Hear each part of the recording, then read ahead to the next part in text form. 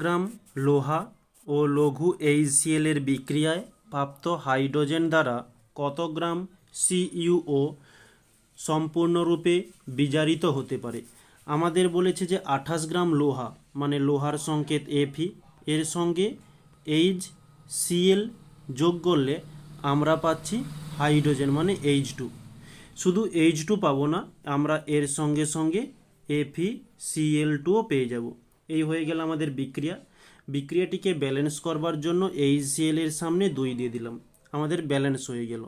তারপরে বলেছে এখান থেকে যতটা হাইড্রোজেন পাবো ওই হাইড্রোজেনের দ্বারা কত গ্রাম CuO সম্পূর্ণরূপে বিজারিত হবে।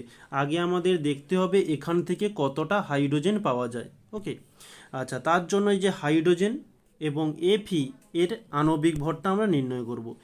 Feর মান প্রশ্নেই দেওয়া রয়েছে 56, আর H2 এর এইচের জন্য 1, দুটি H রয়েছে তাই 2 দিয়ে গুণ দিলাম। ওকে, তাহলে 1 2 2। আমরা এখানে লিখতে পারি যে 56 গ্রাম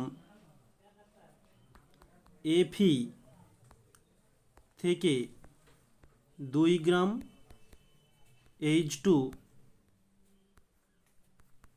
পাওয়া যায়। তাহলে 28 গ্রাম Fe থেকে কতটা H2 পাওয়া যাবে? 2/56 ইন্টু 28। এটা আমরা একটু কাটাকাটি করে দেখে নেব। আচ্ছা, 28কে একেবারে 28 একে দিয়ে দিলাম, 28 দুগুণে 56। এটা তোমরা একটু ছোট ছোট করেও ভাঙতে পারো, কোনো সমস্যা নেই। এদিকে নিচের 2 উপরের 2 কেটে গেল, তাহলে পড়ে থাকলো 1 গ্রাম H2 পাওয়া যায়। এবারে দেখব এই 1 গ্রাম H2 সঙ্গে কত গ্রাম CuO সম্পূর্ণরূপে বিজারিত করবে। তার জন্য আমরা একটা নতুন পেজ নিয়ে নিই। এখানে আমরা যে বিক্রিয়াটি করব, যে CuO এর সঙ্গে হাইড্রোজেন H2 যোগ হবে। ওকে, আচ্ছা, যোগ হলে বিক্রিয়াটি কি হয়? কপার Cu প্লাস H2O, এই হয়ে গেল আমাদের বিক্রিয়া। আর এর মধ্যে ব্যালেন্সও করা রয়েছে। এই কপার এবং হাইড্রোজেনের নিয়ে কারবার, এদের কোনো কাজ নেই। তাহলে আমরা যাদের কাজ রয়েছে তাদের আণবিক ভরটা নির্ণয় করব। আমাদের প্রশ্নে কপার Cu, আচ্ছা এটা হচ্ছে Cu। ওকে, Cu এর মান বলেছে 63.5 প্লাস 16, আচ্ছা সরি 16 বলছি, আমরা ও সাধারণত 16 হিসাবে ধরি, কিন্তু তোমাদের এই প্রশ্নে হচ্ছে ও বলেছে 10। ওকে, তাহলে প্রশ্নে যেটা বলেছে আমরা সেটাই ধরে করব, ও হচ্ছে 10।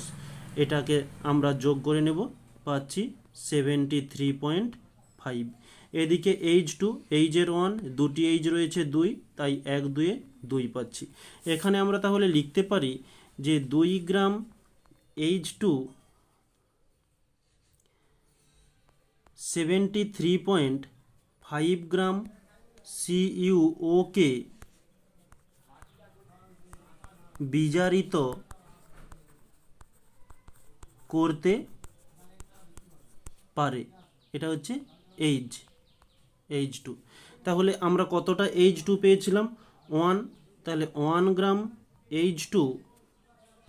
তাহলে এটা ঠিক ঐকিক নিয়মের মতো আমরা করব, যে 73.5/2 ইন্টু 1।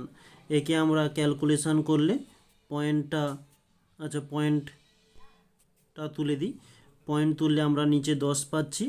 আমরা এখন এটিকে যদি ক্যালকুলেশান করে থাকি তাহলে আমরা পেয়ে যাব 36.75 এত গ্রাম CuO কে বিজারিত করতে পারে।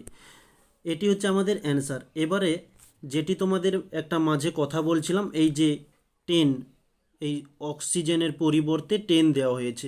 অক্সিজেনের কিন্তু আদৌ কোনো মতে 10 নয়, আমাদের প্রশ্নে 10 বলেছে বলে 10 দিয়ে করেছি, কিন্তু অক্সিজেন হয়ে থাকে 16।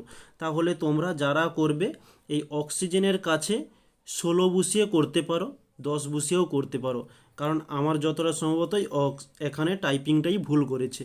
ওকে, যতদূর সম্ভবত নয়, এটা ভুল করেছে। ওকে, তাহলে তোমরা সবাই এই অক্সিজেনের কাছে 16 দিয়ে করবে। ওকে। ঠিক একই রকমের যেই অ্যান্সারটি বেরোবে সেটাই হচ্ছে সঠিক অ্যান্সার। তাহলে এটাই হচ্ছে আমাদের অ্যান্সার হচ্ছে।